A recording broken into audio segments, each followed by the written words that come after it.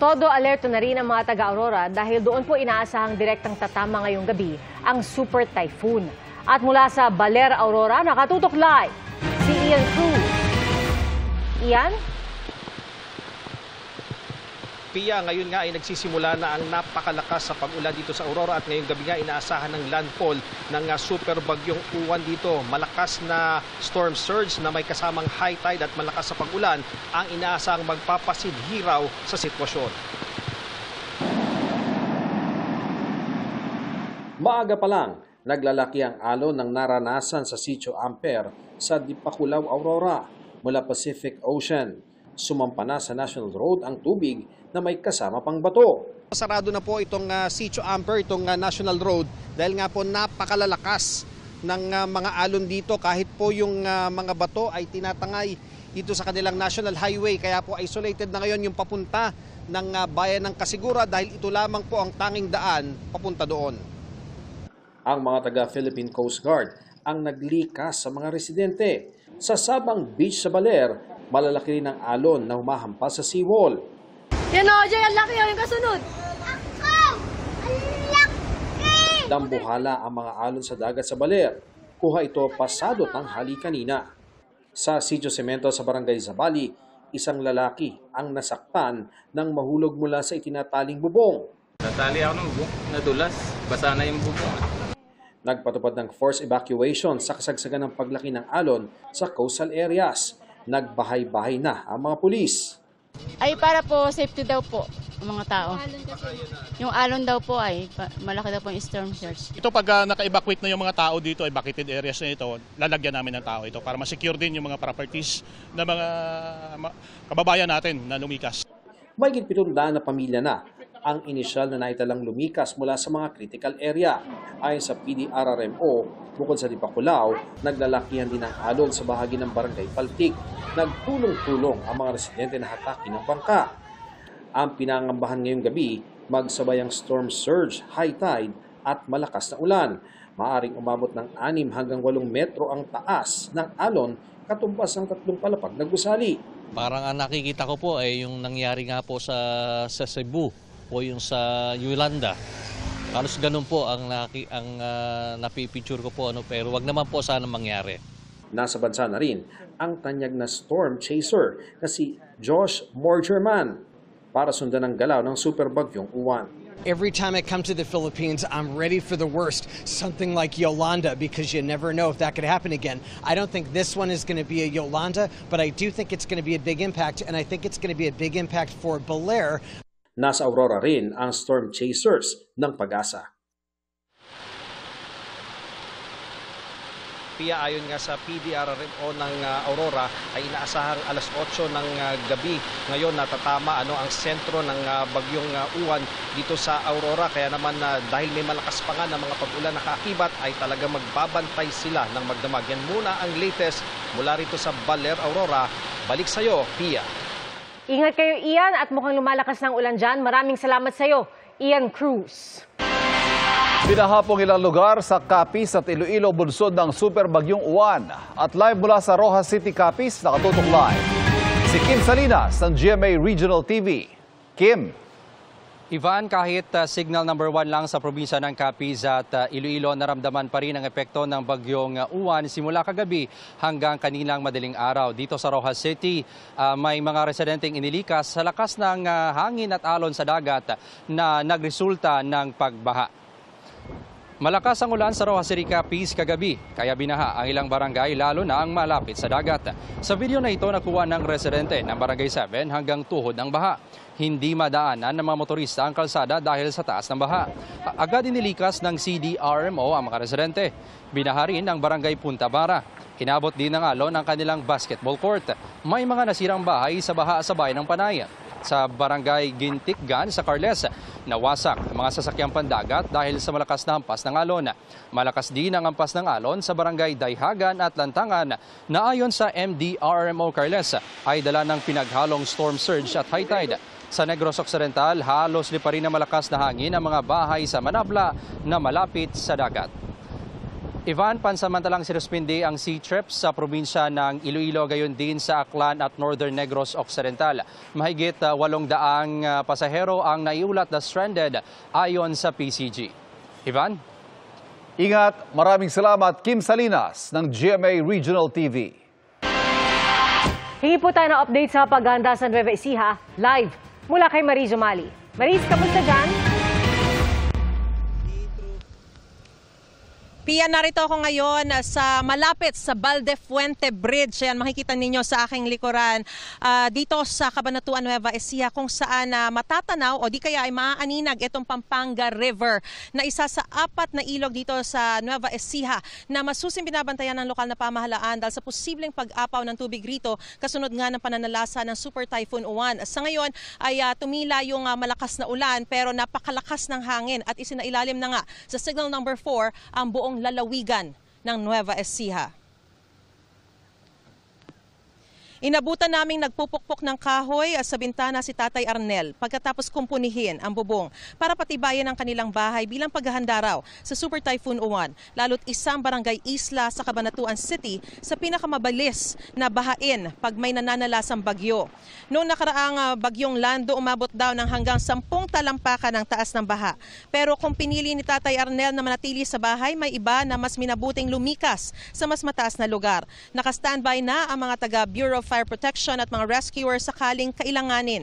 Nakaposisyon na rin ang mga heavy equipment sa hazard-prone areas. Nagsagawa na rin ang preemptive evacuation ang mga lokal na pamahalaan, lalo na sa mga barangay malapit sa mga ilog at creek para maiwasan nga yung mga insidente ng pagkalunod. Samantala, Pia, sinasabi ng PDRRMO na posibleng bandang alas 8 hanggang hating gabi mamaya mananalasa yung Super Typhoon Uwan dito sa Nueva Ecija kung saan mararanasan yung intense to torrential rains. At nagpaalala ang PDRRMO sa lahat ng mga residente na nakatira lalo na malapit sa may ilog na sundin ang mga abiso ng lokal na pamahalaan at gayon din ay agad na lumikas kung kinakailangan. At yan ang pinakasariwang balita mula pa rin dito sa Nueva Ecija. Balik sa iyo, Pia. Maraming salamat, Marie Zumali. Landslide ang pinangangambahan ng mga taga Baguio City sa pananalasa sa bansa ng Super Typhoon Uwan. At mula sa Baguio City, nakatutok live si Jonathan Andan. Jonathan. Ivan, sabi ni Mayor Benjamin Magalong, mamayang alas 10 ng gabi, pinakamararamdaman ang bagyong Uwan dito sa Baguio City. Nasa likod lang ng tourist spot na Diplomat Hotel ang bahay ni Zenaida. Lumikas na siya kanina sa takot sa super bagyong Uwan, lalo't nasa tabi lang ng bangin ang bahay nila na kapag inulan ng husto, posibleng gumuho. Ang lupa sa gilid ng bahay nila sa Barangay Dominican Mirador sa Baguio City, tinapalan na lang ng trapal pamproteksyon. Sabi ng kapitan ng barangay, hindi na talaga ligtas tirahan ang bahaging ito na nasa likod ng Diplomat Hotel. Yung diretsyo na po yung ulan, Opo. siyempre po lalambot talaga yung lupa. Opo, tapos... Wala po, bibigay po to. Oo, kasi Wala ito, tinan nyo. Oh. Hindi na po pwede. Nasa gilid na po kasi talaga sila ng bangin eh. Sana po wag nang pumunta dito, malusaw sana naman po. Actually, hindi safe ito, sir, kasi ito yung landslide noon.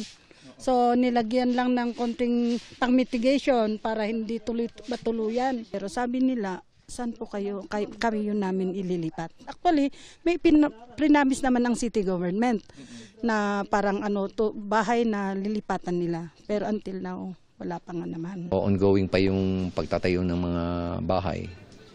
Kaya hindi readily available yung paglilipatan nila.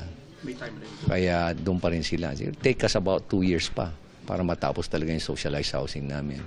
Hinaing din nila ang 3 pine trees na ito na gusto na raw nila ipaputol dahil may guhunan ng lupa sa ibaba at posible raw mabagsakan ng mga bahay. Sabi ni Mayor Magalong, puputulin nila yan.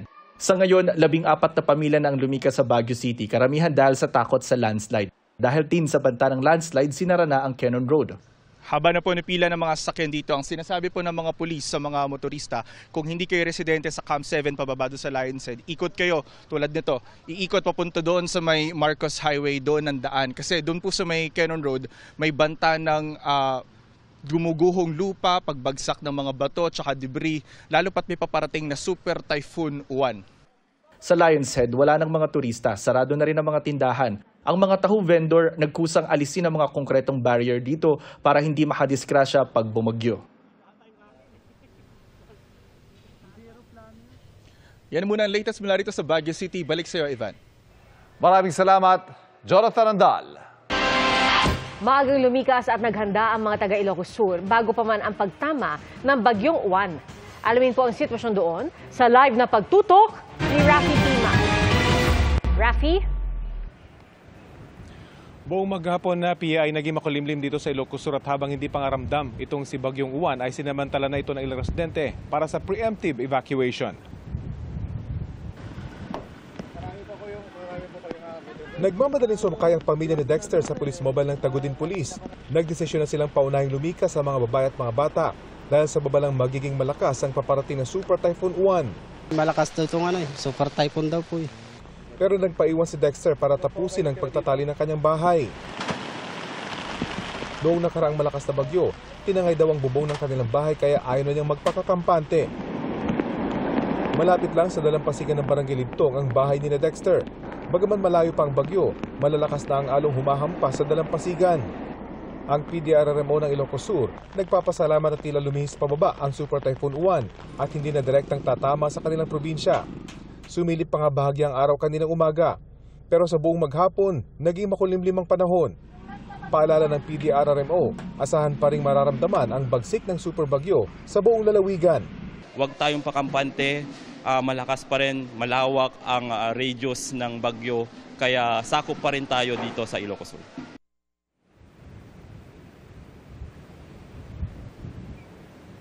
Bilang bahagi ng paghahanda, Pia, ay pinatutupad ngayon sa buong probinsya ang liquor ban. Bawal muna ang pagtitinda ng mga nakalalasing na inumin. Yan ang latest mula dito sa Ilocos Sur. Pia.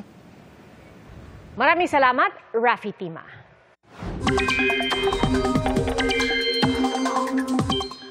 Narito ang iba pang balitang tinutukan ng 24 Oras Weekend sa gitna ng pananlasa ng Super Bagyong Uwan.